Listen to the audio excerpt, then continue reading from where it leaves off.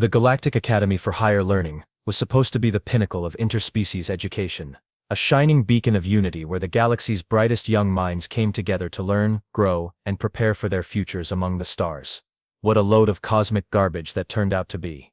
Instead, it was basically high school with tentacles and extra eyes. And just like every high school in the universe, apparently, it had its designated punching bag. Her name was Zyla, and she was what you might generously call an easy target. Standing barely 4 feet tall with powder blue skin that seemed to glow when she was nervous, which was basically always, she looked like someone had crossed a ferry with a nightlight. Her species, the Viridians, were known for their pacifist nature and their unfortunate tendency to change colors based on their emotions. Subtle as a neon sign in a blackout, which made hiding her feelings about as effective as a chocolate teapot. The Academy's resident psychopath was a charming fellow named Corax. Picture a crocodile that learned to walk upright, developed anger management issues, and somehow got accepted into higher education. His species, the Drachnari, were basically what happened when evolution decided that regular reptiles needed more teeth and a superiority complex.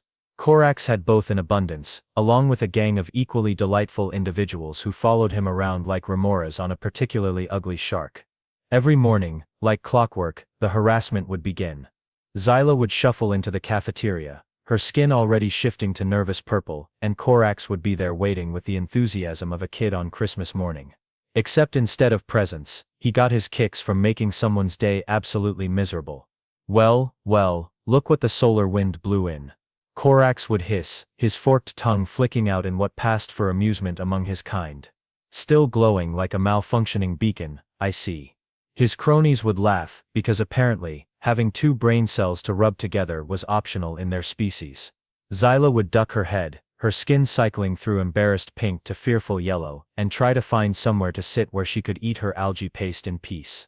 Fat chance of that happening. The faculty, bless their collectively absent hearts, had perfected the art of selective blindness. Administrator Vex, a pompous gasbag from the Luxarian Empire, who looked like someone had inflated a purple potato and given it delusions of grandeur, had a particularly creative way of handling complaints about bullying. He called it character building through adversity, which was academic speak for not my problem. Young beings must learn to navigate social challenges independently. Vex would wheeze through his breathing apparatus whenever the rare teacher bothered to report an incident. It prepares them for the harsh realities of galactic society. Right, because nothing prepared you for adult life quite like having your lunch money stolen by someone who could bench press a small starship. That's where Jake Martinez came into the picture. Human, 22 years old, and participating in the Academy's exchange program, because apparently, Earth's educational system thought their students needed more cultural diversity. Jake had signed up thinking he'd learn about alien cultures, maybe pick up some advanced technology, and hopefully not get probed by anything with more than the standard number of appendages. Instead, he got a front row seat to the galaxy's most pathetic excuse for civilization. Jake had been at the Academy for exactly 3 weeks, when he first witnessed what would generously be called the Zyla situation. He was sitting in the cafeteria, trying to figure out if the green blob on his plate was supposed to be food or some kind of science experiment, when he heard the commotion. Oops. Corax was saying, though his tone suggested the incident was about as accidental as a planned invasion. Zyla was on the floor, her books scattered everywhere, her skin flashing distressed orange as she scrambled to collect her belongings. The other students just stepped around her like she was part of the furniture. Jake watched with growing incredulity as this cosmic-scale dumpster fire unfolded. This was supposed to be an advanced civilization. As Zyla hurried away, her skin now a mortified shade of deep purple, Jake found himself wondering if maybe, just maybe, these so-called advanced species could use a little education from the supposedly primitive humans. Time to see what good old-fashioned human problem-solving could accomplish in this cosmic circus. Over the next few days, Jake made it his personal mission to document just how spectacularly these enlightened species had failed at basic social interaction. It was like watching a nature documentary, except instead of lions hunting gazelles, it was watching supposedly intelligent beings act like complete morons. The harassment wasn't just casual cruelty, it was systematic. Corax had turned tormenting Zyla into performance art. During study periods, he'd accidentally knock her data pad off her desk, sending her carefully organized notes scattering across the floor. When she'd bend down to collect them, he'd step on her fingers. Not hard enough to break anything, mind you, just enough to make her wince and her skin flash pain white. "So sorry," he'd say with all the sincerity of a used Starship salesman. "These primitive desks are so low, maybe you should grow a few inches." His cronies would snicker because apparently, height-based humor was the peak of comedy across multiple star systems. Zyla would gather her things with shaking hands, her skin cycling through embarrassed pink to defeated gray, and continue with her work as if nothing had happened. The lunch theft had evolved into a daily ritual. Zyla would carefully select her meal, find a quiet corner to eat, and within minutes, Korax would materialize like a bad rash. He'd grab her tray, examine the contents with exaggerated disgust, and declare it unfit for civilized consumption, before dumping it in the nearest waste recycler. Then he'd hand her a nutrition bar from the vending machine. "Here," he'd say, as if he was doing her a favor. "Real food for real beings." Jake watched this cosmic circus act with the fascination of someone witnessing a slow-motion disaster. These beings had mastered quantum physics, but they couldn't figure out that maybe, just maybe, stealing someone's lunch every day was a problem. The other students would watch the show with the same enthusiasm they'd show for watching paint dry, then go back to their conversations about advanced theoretical mathematics. The group project incident was what really got Jake's attention. The class was divided into teams for a collaborative assignment on interspecies communication protocols. Ironic, considering half these species apparently couldn't communicate the basic concept of "don't be a complete waste of oxygen." Zyla raised her hand to join a group. Every single team suddenly became very interested in their shoes, their data pads, or the fascinating pattern of the ceiling tiles. The professor, a stick-thin being from the Altarian collective, who looked like someone had stretched a grasshopper until it achieved consciousness, pretended not to notice. "I suppose you can work alone," the professor said, as if forcing someone into isolation was just another teaching method. "It will be excellent practice for independent research." Jake watched Zyla's skin cycle through disappointed blue to resigned gray, and felt something that his species had a very specific word for: righteous indignation. On Earth, they had a saying about what happened when you cornered something that had nowhere left to run. These aliens were about to get a practical demonstration. He tried the diplomatic approach first, because contrary to popular belief, humans weren't always the shoot first, ask questions later species the galaxy seemed to think they were. Sometimes they asked questions while shooting, which was entirely different. After class, Jake approached Professor Stickbug with what he thought was a reasonable suggestion. "Hey Professor," Jake said, using his most diplomatic tone. "I noticed that student Zyla seems to be having some social integration issues. Maybe we could rotate group assignments to make sure everyone gets included." The professor's compound eyes focused on Jake with the intensity of someone trying to solve a particularly complex equation. "Human Jake Martinez, your concern is noted. However, social hierarchies establish themselves naturally. It is not our place to interfere with organic group dynamics." Organic group dynamics. That was what they called systematic exclusion in academic circles. Jake was starting to understand why his species had such a colorful vocabulary for describing bureaucratic nonsense. "Right," Jake said slowly. "Because watching someone get isolated and picked on is totally natural." "Got it." The professor's antenna twitched, which Jake had learned was the Altarian equivalent of a dismissive shrug. "Perhaps you should focus on your own academic integration rather than concerning yourself with others' social challenges." Translation: mind your own business, primitive human. Jake walked away from that conversation with a growing appreciation for why his species had developed such creative ways of expressing frustration. These beings had advanced technology, sophisticated social structures, and the collective empathy of a broken calculator. Time for Plan B. And Plan B, in human terms, usually involved a lot more creative problem-solving and a lot less patience for cosmic stupidity. The breaking point came during what the Academy optimistically called Cultural Presentation Week. Each species was supposed to share something meaningful about their heritage with the class. It was meant to foster understanding and appreciation for diversity. Instead, it became the galaxy's most expensive exercise in public humiliation. Zyla had prepared a presentation about Viridian art forms, specifically their traditional light-weaving techniques. For her people, light weaving was sacred, a way of expressing emotions through controlled bioluminescence that created intricate patterns in the air. She'd spent weeks practicing, and Jake had actually seen her working on it during lunch breaks, her skin glowing soft gold with concentration as she wove delicate spirals of light. The day of her presentation, Korax decided to provide his own special commentary. Zyla stood at the front of the class, nervous purple but determined, and began her demonstration. The patterns she created were actually beautiful. Jake had to admit. Flowing ribbons of soft blue light that danced and twisted in complex geometries, telling a story about her homeworld's twin moons and their eternal dance across the sky. How lovely, Korax interrupted, his voice dripping with sarcasm. A night light show, very useful for those of us who might get scared of the dark. His cronies snickered. A few other students shifted uncomfortably, but nobody said anything. The professor looked up from his datapad with mild annoyance, as if the interruption was the problem, not the harassment. Please continue, Student Zyla, Professor Stickbug said, already looking back down at his notes. Zyla tried. Her skin flickered between nervous purple and embarrassed pink as she attempted to regain her composure, but Korax wasn't done. I hear your people use this light trick to signal surrender, he said conversationally. Very practical, considering how often you probably need it.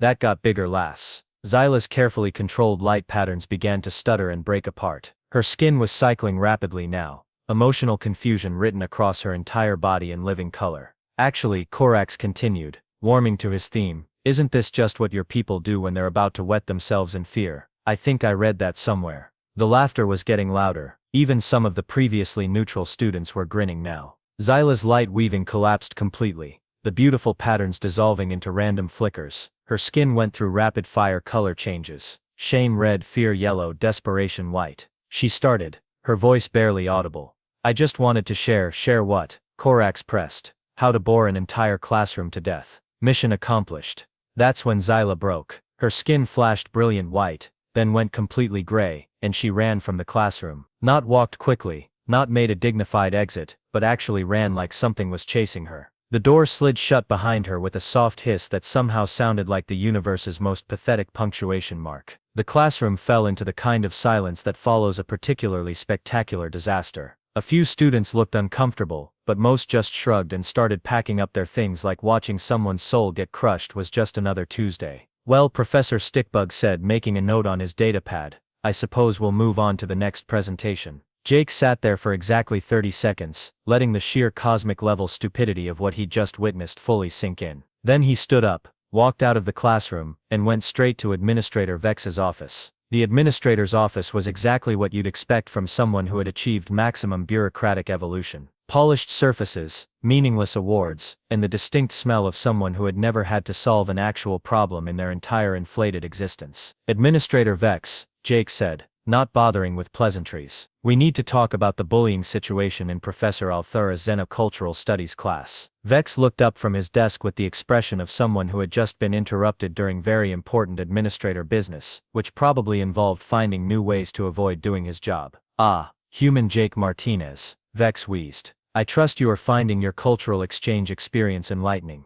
Oh, it's enlightening all right, Jake said. I'm learning that apparently, advanced civilizations still haven't figured out how to prevent their students from being complete sociopaths. Vex's breathing apparatus made a sound like a deflating balloon. I'm afraid I don't understand your concern. Are you experiencing difficulties with your coursework? Not me, Zyla, the Viridian student who just got publicly humiliated while your professor sat there picking his antenna. Ah yes. Vex's expression suggested he was trying to recall who Zyla was, as if there were dozens of blue-skinned students getting tormented daily. Student Zyla. Yes, I'm aware of her. Social challenges. Social challenges. Right. Like being systematically harassed was a personal failing. So what are you going to do about it? Jake asked. Do. Vex inflated slightly, which Jake was learning was how his species expressed confusion. My dear human, these social dynamics serve an important educational function. Young beings must learn to navigate complex interpersonal relationships. Intervention would rob them of valuable character-building experiences. Character-building experiences. Jake felt something in his brain make a small popping sound, like a circuit breaker switching off. Let me get this straight, Jake said slowly. Your educational philosophy is that watching someone get emotionally destroyed in front of their peers builds character. Whose character? Exactly. Why everyone involved naturally. Student Korax learns leadership through social dominance. His peers learn the importance of group cohesion, and student Zyla learns resilience through adversity. Jake stared at the administrator for a long moment, processing this stunning example of bureaucratic logic. These beings had mastered interstellar travel, but they'd somehow missed the revolutionary concept that maybe, just maybe, there were better ways to teach life skills than psychological torture. Right, Jake said finally. And what happens when I file a formal complaint with the Galactic Education Council about systematic harassment being institutionally ignored? Vex's breathing apparatus made a sound like air escaping from a punctured tire. I'm afraid that would be inadvisable, human Jake Martinez. You are here as a cultural exchange participant. Your role is to observe and learn, not to interfere with established educational protocols. Translation: shut up, sit down, and mind your own business, primitive human. Jake nodded slowly, as if he was actually considering this sage advice. You know what, Administrator Vex, you're absolutely right. I should stick to what I know best. Excellent. I'm pleased we understand each other. Oh, we understand each other perfectly, Jake said, standing up. You've just taught me a very valuable lesson about advanced galactic civilization. He walked to the door, then paused and looked back at the administrator, who was already returning to his very important paperwork. You know what humans are really good at, Administrator Vex? I'm sure I couldn't say. Jake smiled, and something in that smile should have set off every warning system in Vex's inflated head. Problem solving. We're really good at problem solving. The door slid shut behind him with a soft hiss. Time for these advanced civilizations to get a practical demonstration of human ingenuity in action. Jake found Corax and his merry band of evolutionary mistakes in their usual spot the next morning, the Academy's central courtyard, where they like to hold court like some kind of discount reptilian royalty. They were lounging around a decorative fountain, probably planning their next act of cosmic jackassery, when Jake walked up and planted himself right in the middle of their little circle. Morning, gentlemen, Jake said with the kind of cheerful tone that should have immediately activated every prey instinct these predators had evolved. Mind if I join the conversation? Corax looked up from whatever passed for deep thought in his species, which probably involved figuring out which end of a stick was pointier. His yellow eyes narrowed as he tried to process this unexpected development. Human, he said, like the word itself was an insult. This is not your concern, move along. Oh, but it is my concern, Jake said, settling down on the fountain's edge like he owned the place. See, I've been observing your little social experiments, and I have to say, I'm impressed. It takes real skill to be this consistently terrible at existing. Corax's cronies exchanged glances. In their limited experience, prey animals didn't usually walk up to predators and start casual conversations about their inadequacies. You should be careful, human, Corax said, rising to his full height, which was admittedly impressive if you were into the whole oversized lizard with abandonment issues aesthetic. Your species is weak. Soft, you do not understand the natural order. Natural order, Jake repeated thoughtfully. Right. Let me guess, you're at the top because you're bigger and meaner. Everyone else falls in line because that's how nature works, and anybody who doesn't fit the pattern gets stomped on for their own good. Exactly, Corax said, pleased that the primitive human was finally grasping basic concepts. Fascinating, Jake said. And this natural order, it's working out well for you. You feel fulfilled? Accomplished? Like you're really making the most of that big brain evolution gave you. Corax's expression suggested he was trying to figure out if this was a trick question. His cronies were looking equally confused, which wasn't really a change from their usual state, but still, I dominate, Corax said, finally. I am strong, others are weak. This is the way. The way, Jake nodded sagely. Very philosophical, very deep. Tell me, Corax, what exactly are you accomplishing with all this domination? Besides making yourself the Academy's most pathetic example of wasted potential, the temperature in the courtyard seemed to drop a few degrees. Corax's eyes narrowed to slits. What did you say? Oh, I'm sorry, Jake said with exaggerated concern. Was that too complicated? Let me break it down for you. You're a textbook case of what happens when evolution gives someone all the tools for success and they use them to become the galaxy's most expensive waste of space. Corax's cronies made sounds that were probably supposed to be threatening, but came out more like confused whimpering. Their leader, meanwhile, was beginning to show signs of actual thought, which was probably painful for him. You dare insult me, human. Insult you.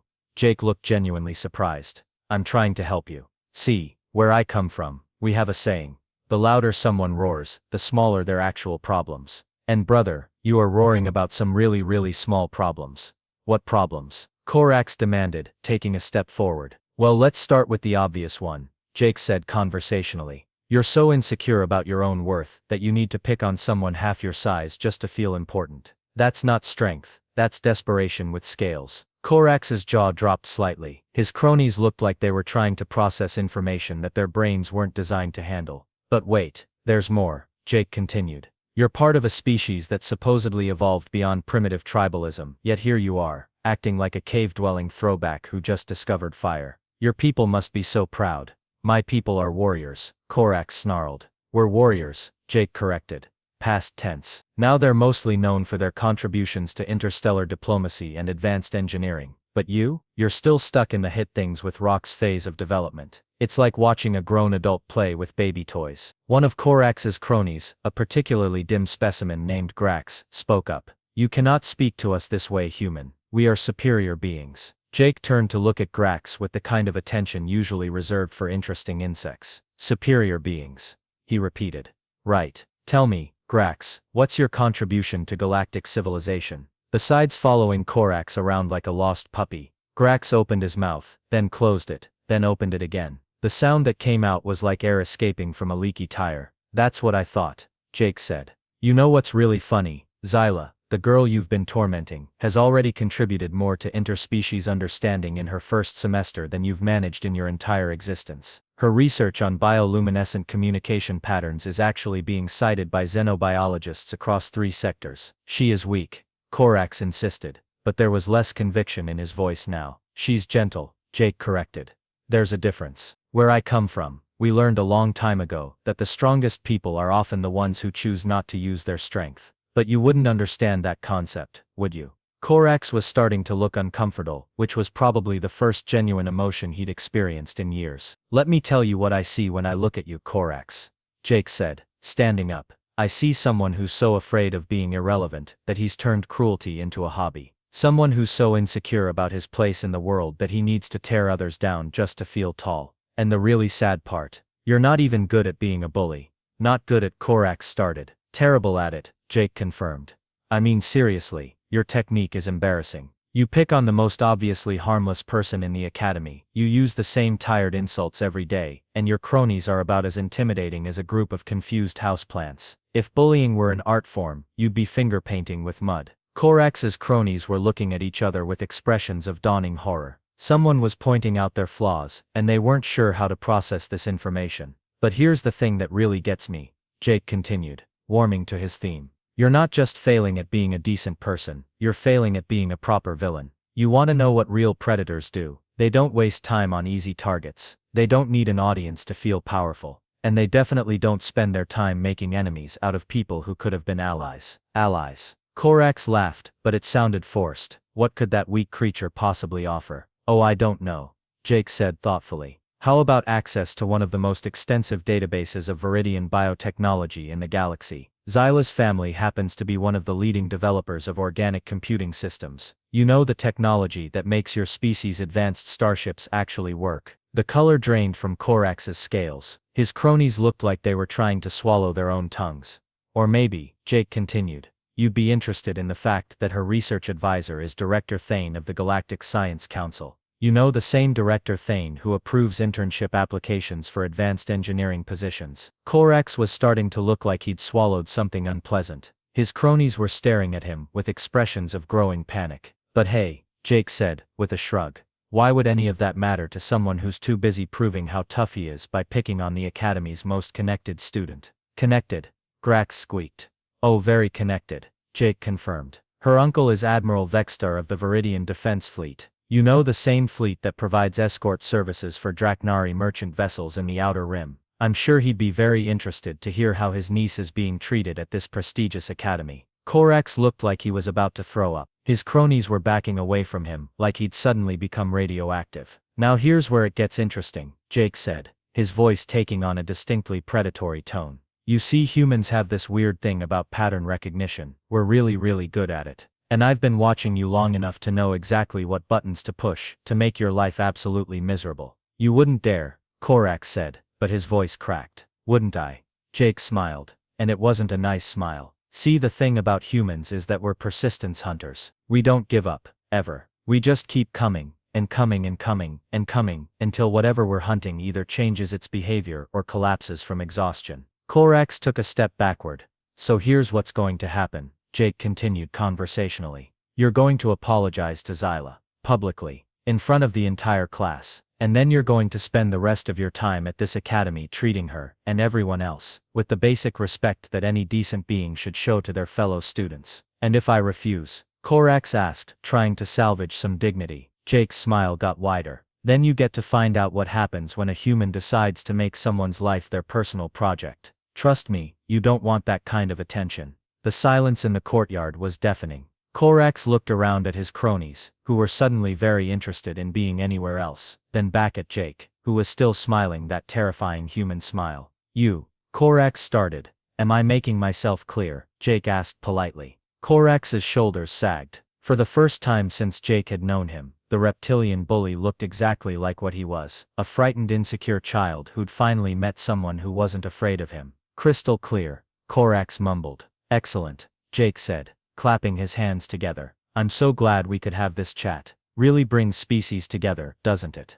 As Jake walked away, he could hear Korax's cronies starting to pepper their leader with panicked questions. Something about family connections and defense fleets, and whether they were all going to end up as space debris. Jake whistled a cheerful tune as he headed to his next class. Sometimes the best way to solve a problem was with superior firepower. Sometimes it was with advanced technology. And sometimes, if you were really lucky, all you needed was a good understanding of psychology and the willingness to use someone's own insecurities against them. Humans, as it turned out, were very good at all three approaches.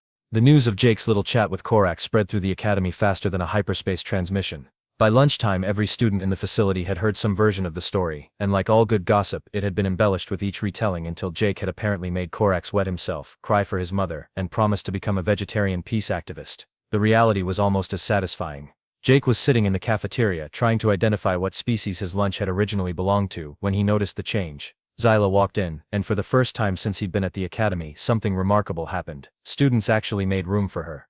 Not grudgingly, not with obvious reluctance, but with what appeared to be genuine courtesy. A Centaurian student even pulled out a chair for her at one of the better tables, the ones near the windows with the view of the academy's botanical gardens. Zyla herself looked confused by this development. Her skin was cycling through puzzled blue and cautious yellow as she tried to process this sudden shift in social dynamics. She kept glancing around like she was waiting for the other shoe to drop, or in this case, for someone to dump her lunch in the recycler. Human Jake Martinez came a familiar wheeze from behind him. Jake turned to find Administrator Vex hovering nearby, his breathing apparatus working overtime. The administrator looked like someone who had just discovered that his carefully organized filing system had been replaced with abstract art. Administrator Vex, Jake said pleasantly. How's that character building going? Vex's expression suggested he was having difficulty processing recent events. I've received several interesting reports about an incident in the courtyard this morning. Really? What kind of reports? Reports suggesting that you engaged in what could be characterized as threatening behavior towards student Korax and his associates. Jake took a bite of his mystery meat and chewed thoughtfully. Threatening behavior? That's a serious accusation.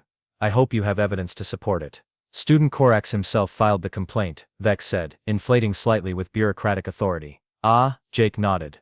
And what exactly did student Korax claim I threatened him with? Vex consulted his datapad. He states that you, and I quote, used psychological manipulation to undermine his social standing and threatened to make his life a living hell through systematic harassment. Wow, Jake said, genuinely impressed. That's a pretty sophisticated understanding of social dynamics for someone who thought bullying was a legitimate educational tool. Maybe there's hope for him yet.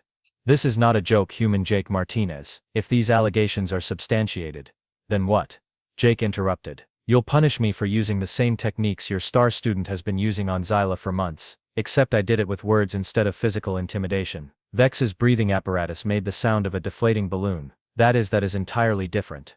How? Student Korax was engaged in natural social hierarchy establishment. You engaged in deliberate psychological warfare. Jake set down his fork and looked at the administrator with the kind of attention usually reserved for particularly fascinating bacteria samples. Let me see if I understand your position, Administrator Vex. When Korax systematically humiliates, isolates, and psychologically torments another student, that's natural social behavior that builds character. But when I point out the flaws in his logic and make him uncomfortable about his choices, that's psychological warfare. You cannot compare.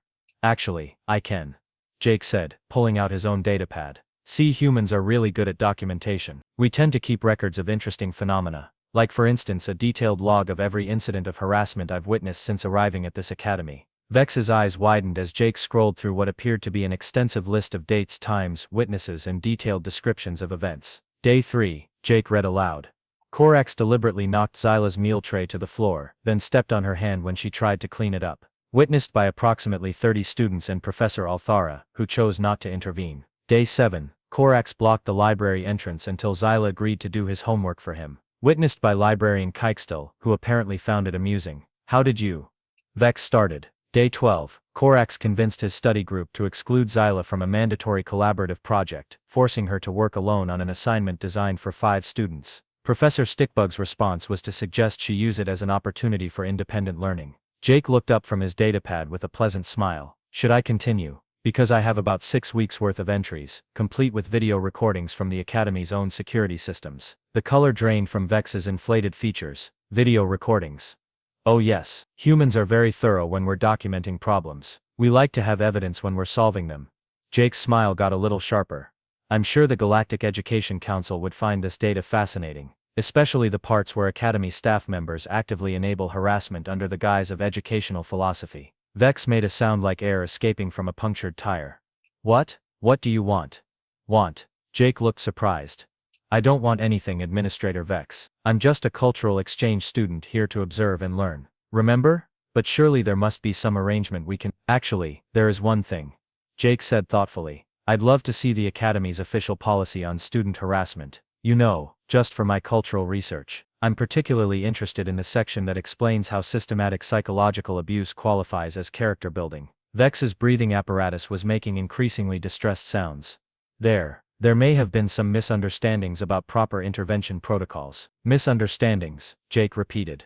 Right. Well, I'm sure those misunderstandings will be cleared up soon, especially once the Academic Review Board sees my documentation. Academic Review Board.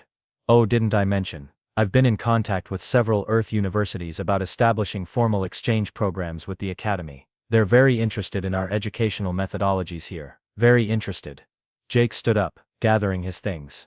You know what's funny, Administrator Vex? Before I came here, I actually believed all that propaganda about advanced galactic civilization. I thought species that had mastered interstellar travel would have figured out basic social interaction. Turns out, some problems are universal. As Jake walked away, he could hear Vex frantically making calls on his communication device. Something about damage control and policy review, and how did we not know the human was recording everything? The afternoon brought even more interesting developments. Jake was heading to his xenobiology class when he noticed a small crowd gathered around one of the Academy's information displays. As he got closer, he could see what had captured everyone's attention. A formal apology notice posted on the student bulletin board. To student Zyla of Meridian V, the notice read in Korax's distinctive handwriting. I publicly apologize for my inappropriate behavior over the past several months. My actions were unbecoming of a member of this Academy's student body and contrary to the principles of mutual respect that should govern interspecies relations. I commit to conducting myself with appropriate dignity in all future interactions. It was signed, witnessed, and bore the official seal of the Student Conduct Office. Well, came a familiar voice. Jake turned to find Zyla standing beside him, her skin glowing soft gold with what he was learning to recognize as genuine happiness. It seems your conversation with Korax was quite effective. Just a friendly chat between classmates, Jake said innocently. How are you doing, Zyla? You seem brighter today. Her skin shifted to amused silver. Brighter is one way to put it. I haven't had anyone steal my lunch, knock my books around, or make jokes about my species' survival instincts all day. It's been remarkably peaceful. Funny how that works. Jake, she said, her voice growing serious. What you did this morning. I heard about it from at least 6 different sources. Each story was more dramatic than the last, but they all agreed on one thing. You stood up for me when no one else would. Yeah, well, Jake shrugged, suddenly feeling awkward. Where I come from, we have this crazy idea that people shouldn't be jerks to each other just because they can get away with it. Where you come from, Zyla repeated thoughtfully. Tell me, is Earth really as primitive as the academic databases suggest? Jake laughed. Depends on what you mean by primitive. We haven't figured out faster than light travel yet, and our social media platforms are still a dumpster fire, but we did manage to work out that bullying is bad somewhere around the time we invented agriculture. And yet it took a primitive human to teach that lesson to students from supposedly advanced civilizations. Yeah, Jake said, watching as more students stopped to read Korax's apology. Kind of makes you wonder what other basic life skills these advanced species might have missed, doesn't it? Zyla's skin shifted to thoughtful blue. You know, there's something I should probably tell you about those family connections you mentioned to Korax. What about them? Well, she said, with what sounded suspiciously like suppressed laughter. Admiral Vexter is indeed my uncle, and Director Thane is my research advisor, and my family does develop biotechnology systems. Okay, but the thing is, I never mentioned any of that to anyone here. I've been trying to make it on my own merits without trading on family connections. Her skin shifted to amused silver again. How exactly did you know? Jake felt his face go slightly red. I may have done some research after I saw how you were being treated. Figured if I was going to help, I should know what resources were available. Research. Okay, fine. I hacked the student database and cross-referenced your family name with military and academic directories. Sue me. Zyla laughed, a sound like wind chimes in a gentle breeze. You hacked our security systems. Your security systems are about as sophisticated as a screen door. Seriously, my little sister could have broken that encryption with a basic home computer. Your little sister. Point is, Jake said quickly. The information was accurate, even if I shouldn't have had access to it. Oh, it was completely accurate. Zyla agreed. In fact, you undersold it. Uncle Vexter isn't just an admiral, he's the fleet commander for this entire sector. And Director Thane isn't just my advisor, she's also my godmother. Jake stared at her. Your godmother. She and my mother were roommates at the Galactic Science Academy. She's been looking forward to hearing about my experiences here. And you're telling me this now because, Zyla said, her skin shifting to mischievous gold. I thought you should know that when I write my next letter home, I'm going to have some very interesting stories to share. Stories about how the Academy's administration handles student welfare, and how a human exchange student accomplished more in one morning than the entire faculty managed in months. Jake felt a grin spreading across his face. You know what, Zyla? I think I'm going to like having you as a friend. The feeling is mutual, Jake Martinez. The feeling is very mutual. As they walked toward class together, Jake couldn't help but notice that other students were nodding respectfully to Zyla, making room for her in the hallways, and generally treating her like a person worthy of basic courtesy. It was amazing what a little applied human psychology could accomplish when properly motivated. Behind them, Administrator Vex was still frantically making phone calls, something about crisis management and policy reviews, and how do we explain this to the Board of Trustees? Jake whistled cheerfully as they walked. Sometimes the best part of solving a problem wasn't the solution itself, but watching everyone else scramble to figure out how they'd missed something so obvious for so long. 3 weeks later, the Galactic Academy for Higher Learning was a very different place. Not physically, of course. The buildings were still the same pretentious monuments to bureaucratic self-importance they'd always been. But socially, it was like someone had performed emergency surgery on the entire institution's collective conscience. The changes started small. Professor Stickbug, who had previously shown all the intervention skills of a decorative plant, suddenly developed an interest in classroom management. Group projects were now assigned by random selection, ensuring that no student could be systematically excluded. Lunch periods were monitored by rotating faculty members who had apparently rediscovered their ability to notice when students were being harassed. It's remarkable, Zyla commented, as they sat in the cafeteria, watching Professor Althara actually intervene when a group of Centaurian students tried to claim an entire table for themselves. It's like they all suddenly remembered they were supposed to be educators. Fear is a powerful motivator, Jake replied, taking a bite of what he'd finally identified as some kind of fermented algae cake. It wasn't good, but it wasn't actively trying to kill him, which counted as progress in galactic cuisine. The fear in question had arrived in the form of a surprise inspection team from the Galactic Education Council, accompanied by representatives from no fewer than 7 different species education ministries. Apparently, when the niece of a sector fleet commander and goddaughter of a science council director writes home about institutional failures, people pay attention. Administrator Vex had spent the entire week following the inspection looking like someone who had just realized his retirement portfolio was invested in exploding stars.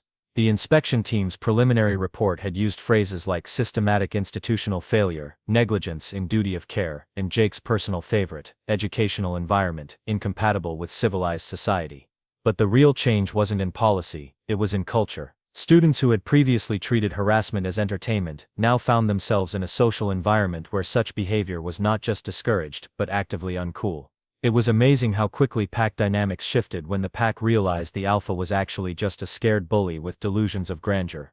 Korax himself had become something of a case study in behavioral modification. After his public apology, he'd tried to lay low, but Jake had made sure that wasn't an option. Every time the reptilian former bully showed signs of reverting to his old patterns, Jake would appear with that peculiarly human combination of cheerful friendliness and barely contained menace. "Morning, Korax," Jake would say with a smile that never quite reached his eyes. "How's that character development going? Still working on those interpersonal skills we discussed?" It was psychological maintenance, and Korax knew it. More importantly, everyone else knew it too. The former top predator had become a cautionary tale, and his cronies had either reformed or found themselves isolated as the Academy's social dynamics realigned around the novel concept of not being terrible to each other. You know, Zyla said, interrupting Jake's observation of the cafeteria's new social order, I got another letter from my godmother yesterday. Yeah? How's Director Thane enjoying her correspondence? Quite a bit actually. She's particularly interested in your approach to problem solving. Something about humans demonstrating innovative applications of social psychology in hostile environments. Jake nearly choked on his algae cake. She's studying my methods. Apparently your technique of using an opponent's own insecurities against them while maintaining plausible deniability is being analyzed by xenopsychologists across 3 sectors. Zyla's skin shifted to amused gold. You're becoming something of a celebrity in academic circles. Great, Jake muttered. That's exactly what I need. Fame as the guy who made a lizard cry using only words. Actually, that's not entirely accurate. Jake looked up to find a new voice had joined their conversation. Standing beside their table was a tall, elegant being with silvery skin and what appeared to be naturally occurring geometric patterns running along her arms and face. Her species was unfamiliar to Jake, but the way other students respectfully nodded as she passed suggested she was someone important. I'm Professor Cassandra, she said, extending a graceful hand in the human gesture of greeting. Xenosocial psychology. I've been following your case with great interest. My case. Jake shook her hand, noting that her skin felt like warm metal. I didn't realize I was a case. Oh, you're definitely a case, Professor Cassandra said, settling into an empty chair with fluid grace. What you accomplished here represents the first documented instance of successful cross-species social intervention using purely psychological methods. The implications are fascinating. I just got tired of watching someone get picked on, Jake said uncomfortably. Exactly, the professor said, her patterns shifting to what Jake guessed was excitement. Most species, when confronted with systematic aggression, resort to either direct physical confrontation or formal authority structures. Humans appear to have developed a third option: psychological warfare disguised as conversation. It wasn't warfare, it was just, you identified your opponent's primary psychological vulnerabilities, exploited his social insecurities, undermined his support structure, and forced him to capitulate, without ever raising your voice, or making an explicit threat. Professor Cassandra continued. In military terms, that's a textbook example of asymmetric warfare. Zyla was trying not to laugh. Jake, I think you've accidentally become a military strategist. That's ridiculous, Jake protested. I just pointed out that he was being a jerk and made him think about the consequences of his actions. Yes, the professor agreed. And the way you did it demonstrates a level of social intelligence that most species don't develop until they've achieved interstellar civilization. Your species managed it while still confined to a single planet. We had a lot of practice, Jake said dryly. Turns out, when you're stuck on one rock with billions of other people, you either figure out how to resolve conflicts without killing each other, or you don't survive long enough to develop space travel. Professor Cassandra's patterns shifted to what looked like intense interest. And this conflict resolution method, it's common among humans. Depends on the human, Jake said. But yeah, most of us learn pretty early that there's usually a way to solve problems without resorting to violence. Sometimes you just have to get creative about it. Fascinating, the professor murmured, making notes on a datapad. Would you be interested in participating in a formal study? The Xenosocial Psychology Department would love to document human conflict resolution techniques. Will it involve more paperwork and formal reports? Jake asked suspiciously. Extensive paperwork, the professor confirmed. Then absolutely not. Professor Cassandra laughed, a sound like silver bells. I respect that position. However, if you change your mind, the offer remains open. What you've accomplished here could revolutionize how we approach interspecies social conflicts. As the professor left, Jake turned to Zyla with an expression of mild horror. Please tell me I'm not going to become some kind of poster child for human diplomacy. Too late, Zyla said cheerfully. You're already being cited in academic papers. I saw one titled Primitive Species, Advanced Solutions, a case study in human social engineering. I hate everything about that title. The abstract mentions your innovative use of strategic embarrassment and sophisticated understanding of hierarchical psychology. I just made fun of a bully until he gave up. This isn't rocket science. No, Zyla agreed, it's social science. And apparently, your species is very good at it. Their conversation was interrupted by the arrival of another familiar figure. Korax approached their table hesitantly, his usual swagger replaced by something that looked almost like genuine humility. Human Jake, he said formally. Student Zyla, I hope I am not interrupting. Not at all, Jake said pleasantly, though his tone carried just enough edge to remind Korax of their previous conversation. What can we do for you? I wanted to. Korax paused, clearly struggling with unfamiliar concepts like humility and gratitude. I wanted to thank you. Jake raised an eyebrow. Thank me, for showing me what I had become, Korax said quietly. I had convinced myself that strength meant domination, that respect came from fear. You showed me that true strength comes from protecting others, not harming them. Xyla's skin shifted to surprised blue, then to warm gold as she realized Korax was being genuine. I have spoken with my family. Korax continued. They were ashamed of my behavior. My father reminded me that our people's greatest warriors were protectors, not predators. I had forgotten that distinction. And now? Jake asked. Now I remember, Korax said simply. I cannot undo what I did, but I can choose to be better. I wanted you both to know that. He turned to leave, then paused. Also human Jake. If anyone else tries to harm student Xyla, or any other student, they will answer to me. I may have been a poor leader before, but I intend to be a better one now. As Korax walked away, Jake and Xyla sat in stunned silence for a moment. Well, Xyla said finally. That was unexpected. Yeah, Jake agreed. Turns out even cosmic-level jerks can have character development arcs. Who knew? The semester continued with a steady stream of similar improvements. Students who had previously ignored harassment began speaking up. Faculty members who had hidden behind bureaucratic excuses started taking active roles in maintaining a positive learning environment. Even Administrator Vex, after surviving his review board hearing with only a formal reprimand and mandatory retraining, began showing signs of actual leadership. Jake's reputation as someone you definitely didn't want to cross became legendary throughout the academy. But more importantly, his reputation as someone who would stand up for others became equally well known. Students who might have become targets in the old system found themselves with an unexpected protector, and potential bullies found themselves facing the terrifying prospect of explaining their behavior to a human who had clearly mastered the art of creative embarrassment. You know, Xyla said one afternoon, as they studied together in the library. I've been thinking about what Professor Kesazandra said about human conflict resolution. Please don't tell me you're writing a paper about it too, Jake said, looking up from his quantum mechanics homework. Actually, I was thinking about something else. Your species developed these social skills while confined to one planet, right? Before you had access to the broader galactic community. Yeah, so imagine what you could accomplish now that you have access to interstellar civilization. Imagine what humans could teach the rest of us about actually living together peacefully. Jake considered this.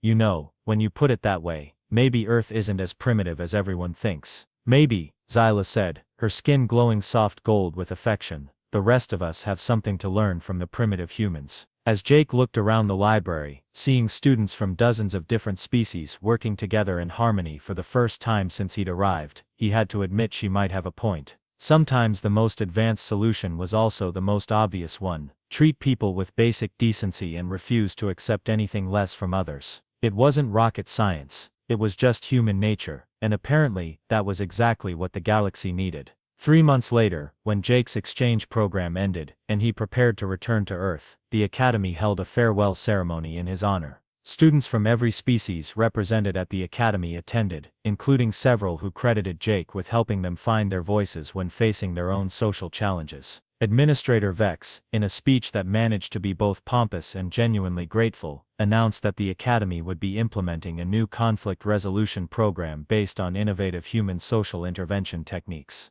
Jake tried not to cringe at the formal language, but he had to admit it was better than the previous system of pretending problems didn't exist. As his shuttle prepared for departure, Jake stood at the viewport looking back at the Academy. It looked the same as when he'd arrived, but he knew that appearances could be deceiving.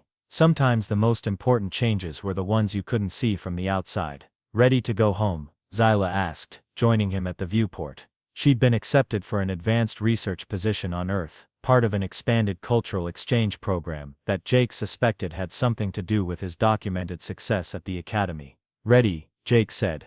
Though I have to admit, it's going to be weird going back to a planet where everyone already knows not to be jerks to each other. Oh, I don't know, Xyla said, her skin shifting to mischievous gold. I have a feeling Earth might be more interesting than you think. After all, if this is what one human can accomplish at a galactic academy, imagine what an entire planet of humans could teach the rest of the galaxy. Jake grinned as their shuttle jumped to hyperspace. Maybe Earth wasn't ready for faster-than-light travel yet, but apparently, they were more than ready to show the rest of the galaxy a thing or two about basic human decency. And really, in a universe full of advanced civilizations that had somehow forgotten how to treat each other with respect, that might just be the most valuable export of all.